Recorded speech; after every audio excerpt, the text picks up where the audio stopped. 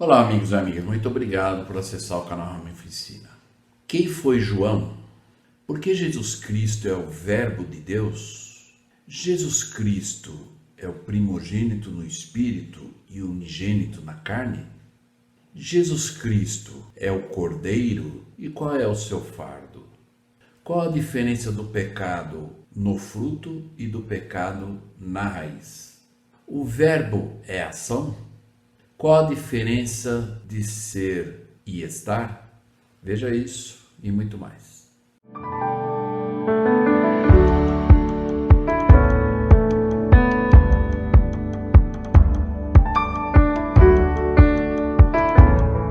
Olá, amigos e amigas, muito obrigado por acessar o canal Rama Ensina. Essa semana, então, no Vem Segue, nós vamos estudar o capítulo 1 de João.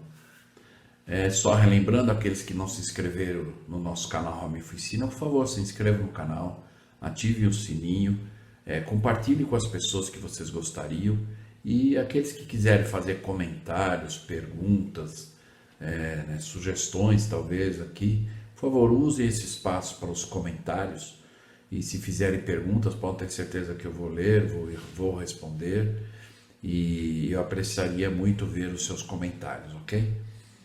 Então, no livro de João 1, nós vamos encontrar a pergunta, quem foi João? Né? Então, nós conhecemos os 4 evangelhos, Mateus, Marcos, Lucas, João.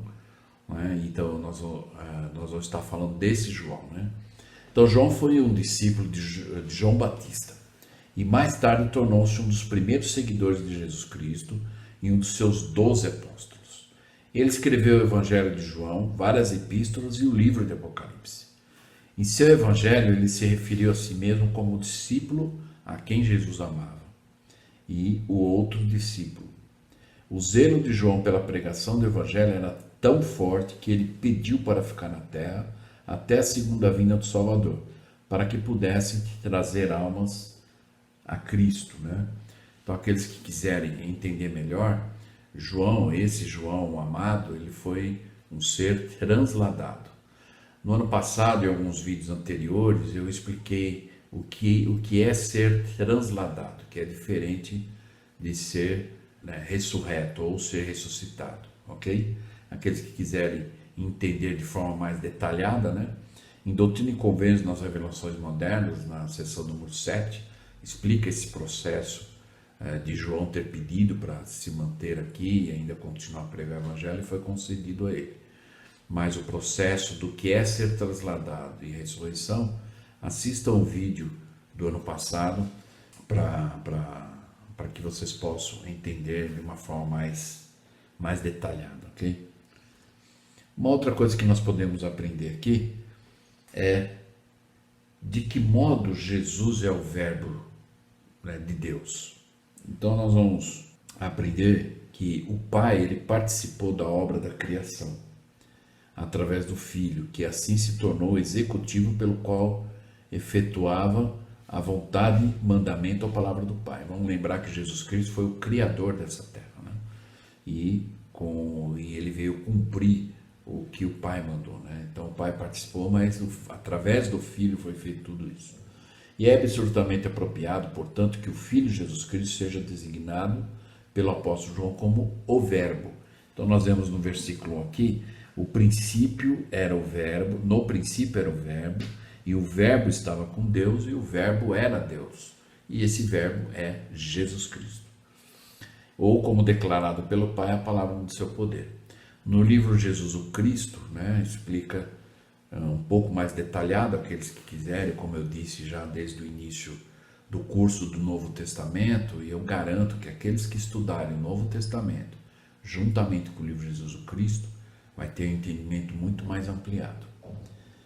E, sob a direção de seu Pai, Jesus Cristo criou essa terra. Sem dúvida, ele teve ajuda de outros, mas foi Jesus Cristo, nosso Redentor, quem, sob a orientação do Pai, desceu e organizou a matéria e fez esse planeta, a fim de que pudesse ser habitado pelos filhos de Deus. Então o Senhor preparou todas essas coisas para nós. Uma outra coisa que nós podemos aprender também, embora nós já falamos em algumas aulas, de que maneira Jesus Cristo foi o primogênito no espírito e unigênito na carne, né? O Pai de Jesus no espírito é também o nosso Pai. E foi Jesus quem ensinou essa verdade quando instruiu seus apóstolos a respeito de como deviam orar. Pai nosso que estás nos céus. E Jesus, entretanto, é o primogênito de todos os filhos de Deus. Ou seja, o primogênito no Espírito. Então, nós todos fomos criados no Espírito pelo nosso Pai e nossa Mãe Celestial. Mas o primogênito, ou o primeiro, foi Jesus Cristo. Por isso que ele é o primogênito do Pai, que ele foi o primeiro a ser criado no Espírito. Ou seja, ele é o nosso irmão mais velho, né?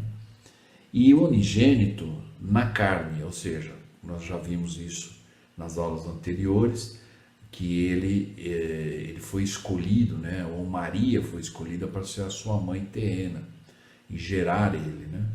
Então, por isso que ele é o único chamado filho unigênito. Por quê? Ele foi criado tanto no espírito quanto na carne pelo nosso Pai Celestial. E por causa disso, então, por ser unigênito, ele herdou o poder de dar a vida e tornar a tomar a sua vida de volta, como nós já vimos nos vídeos anteriores. Ele é o nosso irmão mais velho e tanto nós como eles fomos criados à imagem de Deus. Todos os homens e mulheres foram criados à imagem e semelhança do Pai e da Mãe universais e são literalmente filhos e filhas da deidade. Então, por isso que o mundo hoje não ensina isso, né, dessa forma clara, né? E nós precisamos entender isso. Já logo no início do Velho Testamento, ano passado, nós vimos, né, Adão e Eva foram criados à semelhança de Deus. E a palavra, na verdade, semelhança é exatamente aquilo, né? Uma outra coisa que eu gostaria de observar aqui sobre o cordeiro e o fardo, né? Então nós vamos ver aqui em João 1 que João Batista ele fala sobre isso, né? Então nós vamos ver aqui no versículo 29 até o versículo 36 do capítulo 1, mas eu queria só usar o 29 e o 36. Então diz aqui: no dia seguinte João Batista viu Jesus, que vinha para ele e disse: eis aqui o Cordeiro de Deus que tira o pecado do mundo. E depois nós vamos ver mais adiante a importância dessa palavra, tira o pecado do mundo. Essa palavra que vem do hebraico, ele tem alguns, na verdade, significados que amplia mais a nossa visão. E um pouco mais para frente eu vou comentar. Mas aqui, então, João Batista diz que Cristo é o Cordeiro de Deus. Então, vamos lembrar já de algumas aulas que eu falei, e vale a pena repetir, quando estudamos a Escritura, tanto o Velho quanto o Novo Testamento, de nós buscarmos, na verdade, o protótipo de Cristo. O que é o protótipo? Então, como nós estamos vendo nessa figura, no Velho Testamento nós aprendemos muito sobre os grandes sacrifícios que eram feitos de animais, e havia um ritual que tinha que ser seguido, o animal tinha que ser um animal imaculado, sem mancha, e tinha as partes certas para poder oferecer do animal e tudo mais. Mas nós aprendemos também, no ano passado, de que isso tudo era uma representação, um simbolismo ou um protótipo de Cristo. Ou seja, aquilo que aconteceria com Cristo, aquilo que os profetas ensinaram sobre Cristo. Então isso é uma representação que o Cristo faria por nós. Ele seria o último, na verdade, sacrifício, né? E que nós aprendemos nas Escrituras que Deus permitiu que o seu Filho fosse realmente sacrificado para nos salvar dos nossos pecados. Então, o que tem a ver o cordeiro e o fardo, né? Então, na verdade, que essa missão de Cristo também foi um fardo no sentido de algo muito pesado, né?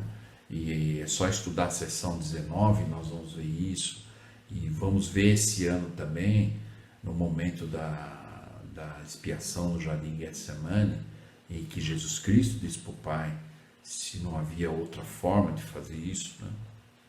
Então, no tema central do seu testemunho, qual seja a pessoalidade do Senhor Jesus Cristo, João ele usa 3 termos expressivos em referência a Jesus Cristo, a ele. o Cordeiro de Deus, o Filho de Deus e o noivo. E dentre todas as apresentações de Cristo ao mundo arruinado e perdido, essas três nunca foram superadas. Revela o pensamento do Pai a respeito da obra abrangente de seu Filho, e vieram diretamente de Deus para João Batista. Então ninguém fez exatamente ou tudo isso que Cristo fez. E ele é o único que poderia fazer também, né? Este é aquele de quem eu falei. Eu vi e testifico que este é o Filho de Deus. Não se pode negar as três verdades presentes nessas três designações de Cristo. A primeira, sua obra expiatória, como Cordeiro de Deus. A sua divindade como Filho de Deus. E o seu advento para os seus, que somos nós, como noivo, né? Como nós aprendemos na parábola das 10 virgens e outras parábolas que se referem ao noivo. Então o noivo é o Cristo e nós nos casamos através dos convênios com Cristo, aceitando Ele como nosso, né, Salvador e Redentor. Ainda nesse tema, para podermos entender melhor, por 2 vezes João Batista fala de Jesus como Cordeiro de Deus. A designação tão imensurável em sua profundidade quanto clara como cristal em sua simplicidade.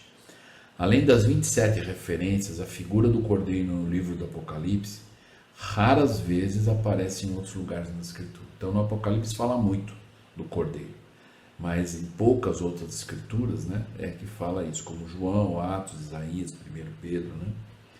Vemos que na primeira vez que essa palavra cordeiro aparece na Bíblia, é encontrada na Bíblia, ela vem associada ao sacrifício de Isaac. Então lembrar lá da história, lá em Gênesis 22, né, nos conta essa história. De séculos distante ouve-se o triste clamor do moço, que é Isaac, ao ser conduzido para o sacrifício sobre o altar, quando ele disse para o seu pai Abraão: mas onde está o cordeiro para o holocausto? A primeira vez que a palavra ocorre no Novo Testamento é no momento em que o último mensageiro, que é João Batista, da grande nação surgida dos lombos de Abraão, por meio de Isaac, anuncia as multidões dos filhos de Abraão. Como ele disse aqui, nós vimos aqui no versículo 29, né? Eis o Cordeiro de Deus. Lá no versículo 36 ele repete isso, vendo Jesus, ele diz: eis aqui o Cordeiro de Deus. Não se trata de mera coincidência. Lá no Velho Testamento, com a experiência de Isaac, com esse momento que João Batista revela. Então vamos lembrar que a pergunta de Isaac foi essa: onde está o Cordeiro? E João Batista, então, de uma certa forma, está dizendo: eis aqui o Cordeiro. Né? Então, vamos lembrar lá do simbolismo, o protótipo, né? Tudo que eles fizeram, ou seja, a representação do sacrifício de Isaac, representava o sacrifício de Jesus Cristo, que é o Pai, na verdade, sacrificando o seu Filho. Né?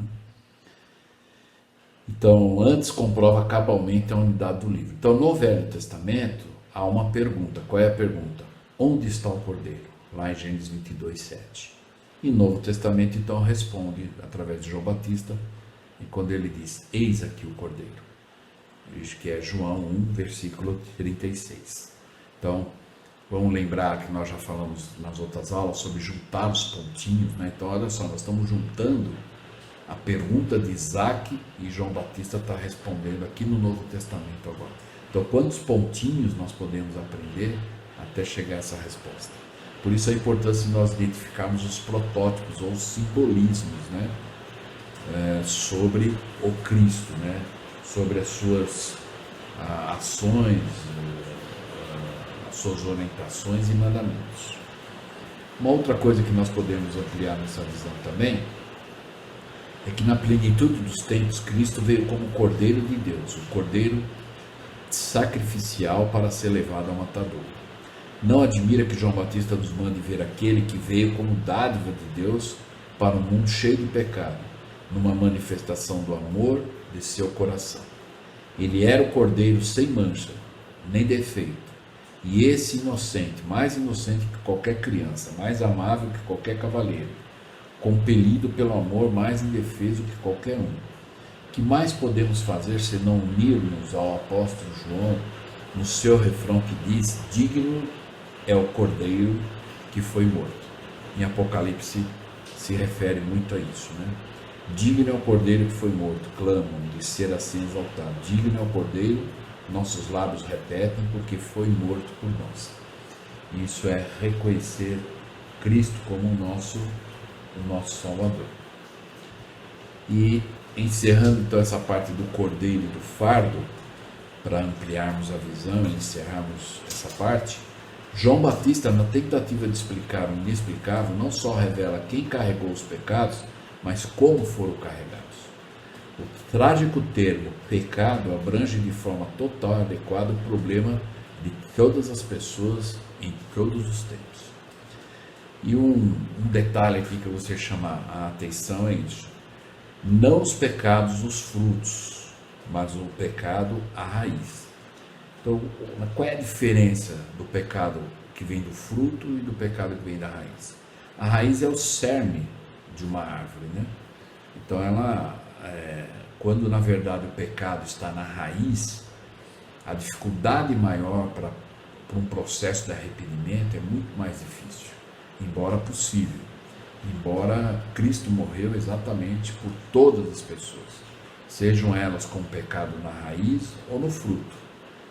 Então, que nós possamos pensar a respeito disso. Às vezes nós precisamos avaliar a nossa vida pessoal e às vezes vamos fazer mudanças simples, mudanças, né, que são necessárias, mas é muito natural, e algumas vão ser radicais mesmo. Nós vamos ter que tomar uma decisão de, às vezes, né, fazer um giro na vida para podermos estar alinhados com a vontade de Deus. Então, que nós possamos pensar a respeito disso, que os nossos pecados não estejam na raiz, mas nos frutos. Nós aprendemos na aula passada sobre os 6 passos do arrependimento, né? E esse é um processo que qualquer pessoa que quer eliminar o pecado da sua vida vai ter que passar. Então, não que o pecado no fruto seja menos ruim do que o da raiz.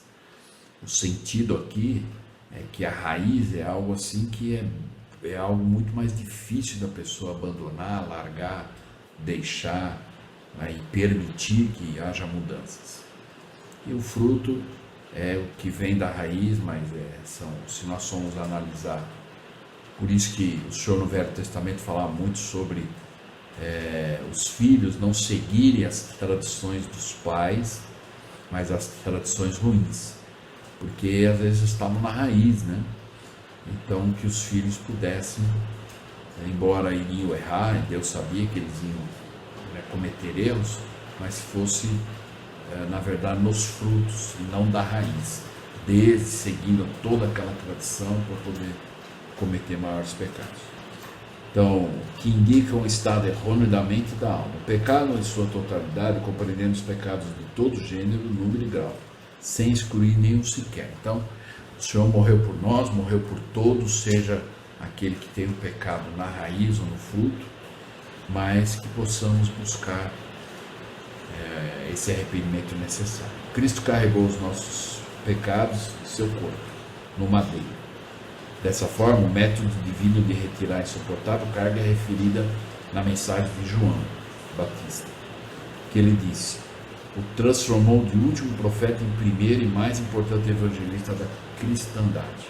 Então, João Batista ele foi reconhecido pelo próprio Senhor como um dos maiores profetas, né, do Novo Testamento. A carga foi levantada, carregada, suportada e retirada. Então, lembra que eu falei no versículo 29 de João 1, onde ele fala que eis aqui o Cordeiro que tira o pecado do mundo.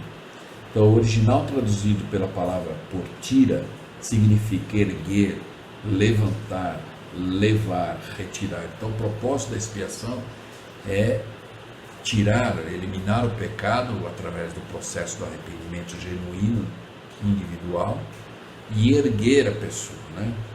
E levantar, carregar, levar, né? E é usado nesse sentido 25 vezes no Novo Testamento. Essa então foi a concepção de João acerca da obra expiatória, daquele cujo caminho ele preparou, a saber, tirar a iniquidade dos pecadores.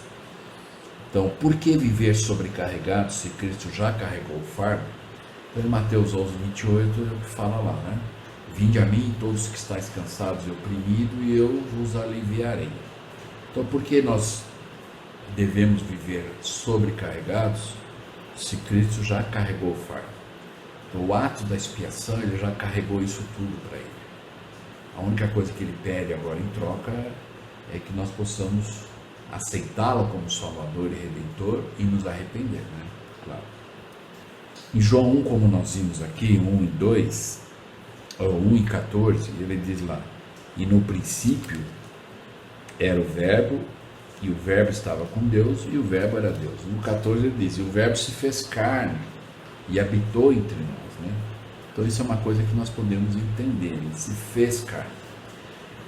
No início já desse curso do Novo Testamento, numa aula anterior, intitulada O Propósito do Nascimento de Cristo. Então ele se fez carne, houve um propósito, porque ele nasceu, porque ele foi gerado pela Maria, né?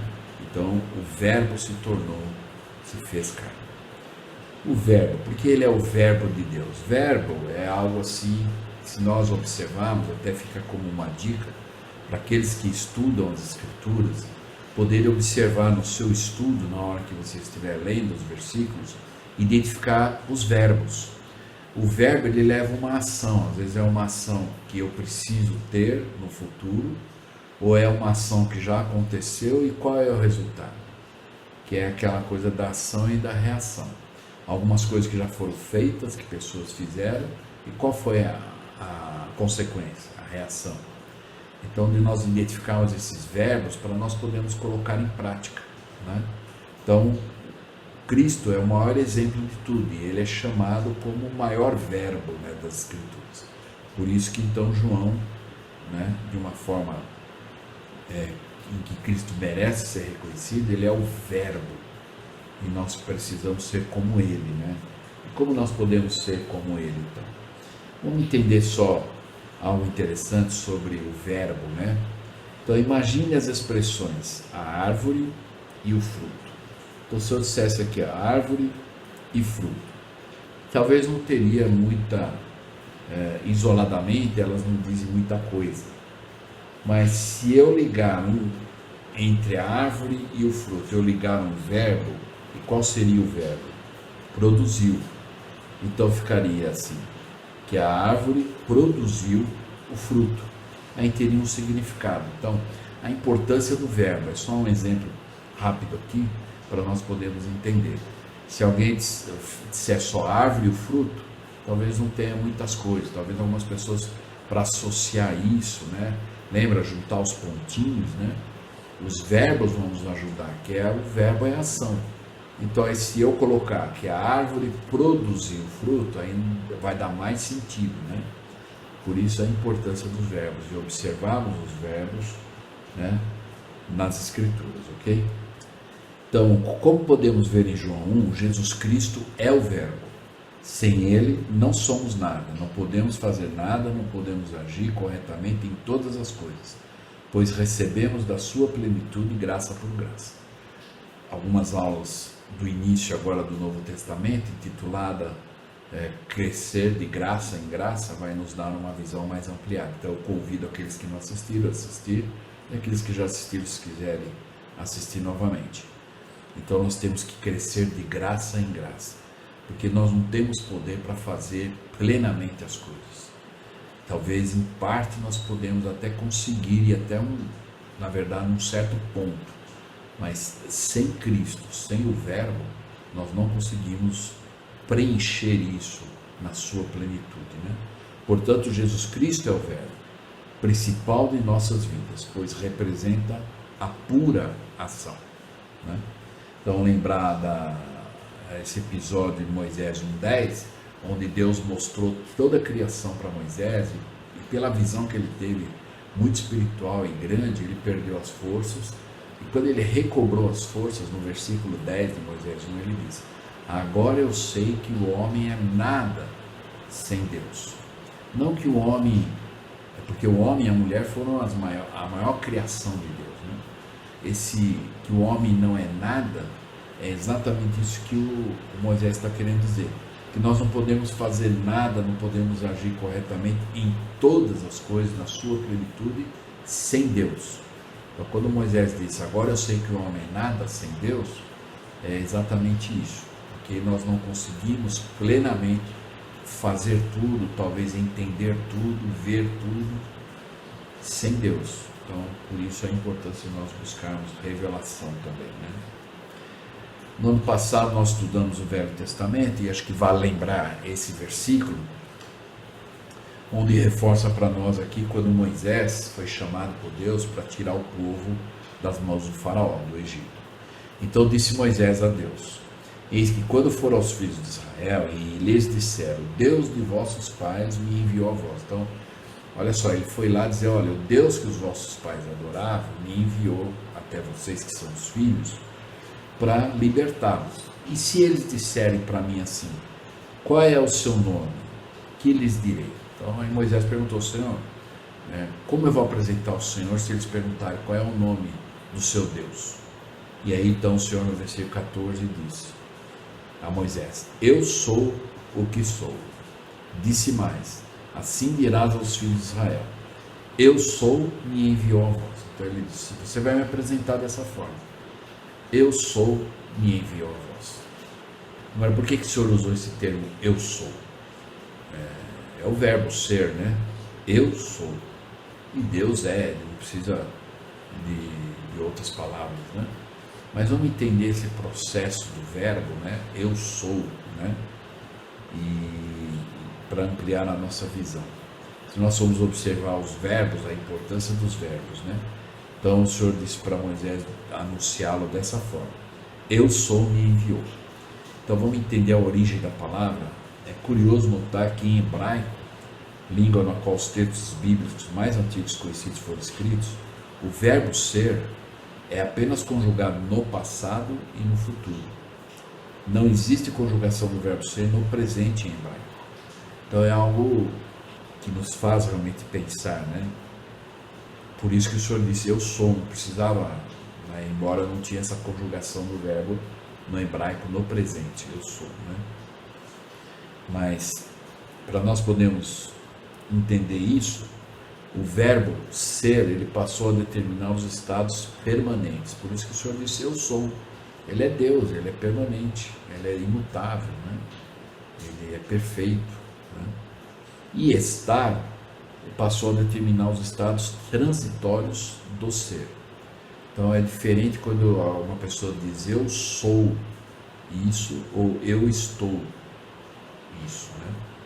Muitas vezes, talvez algumas, até por força de expressão, as pessoas perguntam qual é o seu chamado? Eu sou o presidente e tal. E o que na verdade nós deveríamos dizer eu estou o presidente, né? Porque o eu sou seria eu sou o filho de Deus, aí sim. Mas chamados e essas coisas são transitórios, né? Mudam, né? Então o correto seria eu estou presidente nesse momento. E vamos entender isso. O Senhor nem precisou usar de um verbo, pois ele era e é. A própria essência, o próprio ser, que ele é de forma plena, completa e eterna, que não precisa ser expresso. É nisso que devemos nos tornar. Então lembra lá 3 Coríntios 27, quando o próprio Cristo disse que tipo de homens deveria ser, e ele mesmo respondeu, deveria ser como eu sou. Então é nisso que Deus espera que nos tornemos seres, ou somos filhos de Deus, filhos e filhas de Deus, né? Uma outra coisa para nós podermos entender, só lembrando, o ser determina os estados permanentes e o estar passou a determinar os transitórios, né, do ser. Agora, outra forma de corrupção do verbo ser é o verbo ter. Hoje em dia, pouco valor se dá ao que as pessoas verdadeiramente são, mas infelizmente o mundo valoriza mais as pessoas pelo que elas possuem ou que elas têm. Infelizmente nós sabemos, eu não preciso me estender muito nesse assunto, é só olhar hoje o que está acontecendo em todas as áreas do mundo, né? E as pessoas se preocupam mais pelo que as pessoas possuem, dão mais valor pelo que as pessoas possuem, né? Então, o dinheiro, a conta, os valores, né? Ou então quem tem a casa melhor, maior, ou então o carro do ano melhor, ou então quem tem mais dinheiro, né? Então, apenas nós precisamos tomar cuidado, né? Que nós possamos nos manter no ser e no estar. E tomar cuidado no verbo ter. E levando isso, talvez surja a pergunta, que é natural, né? Bom, é errado nós termos bens materiais? Então, talvez essa é uma pergunta que possa ser feita. Lá em Mateus capítulo 6, diz aonde está o nosso coração, é lá onde está o nosso tesouro, né? Então, muito cuidado, né? Não é errado ter bens materiais, não é errado você dar um conforto melhor para a família e tudo mais, mas que não seja o foco, que isso não esteja no seu coração, né? Que isso não seja a coisa para o diferencial para tratar as pessoas ou amar as pessoas e tudo mais, né? Por isso que infelizmente a sociedade mundana tem procurado, através das falsas propagandas em todos os meios de comunicação, nos tornar teres e não seres. E com certeza tudo isso é mais uma das bem engendradas armas de Satanás, para nos impedir de desenvolvermos nosso ser, que é divino, né? Uma outra coisa também, de forma equivocada, é as pessoas acharem que nós temos todos que ser iguais. Então, um outro erro equívoco é julgar que todos devem ser iguais. Apenas uma coisa, somos todos iguais, somos filhos e filhas de Deus. As diferenças, ao contrário do que a sociedade terrena tanto nos faz acreditar, são boas. Foram feitas por Deus para embelezar e dar variedades. Então, é bom ser diferente, né? A única coisa que temos que ser iguais, tanto no nosso raciocínio pessoal como no tratamento ao próximo, é que todos somos iguais, todos somos filhos e filhas de Deus, né? Então somos iguais nesse sentido, mas somos diferentes por causa de capacidades, né? Porque temos capacidades diferentes, alguns têm mais capacidade, outros menos, mas todos nós temos um potencial divino para oferecer a Deus, para voltarmos à presença de Deus. O meu 100% de ação que eu posso, que eu tenho condição e talento e etc., pode ser diferente de outra pessoa, pode ser mais ou pode ser menos, mas não é isso que nós devemos julgar, né? Não é isso que nós devemos, às vezes, nos cobrar. Às vezes nós nos cobramos, não consigo ser igual a tal pessoa, não é?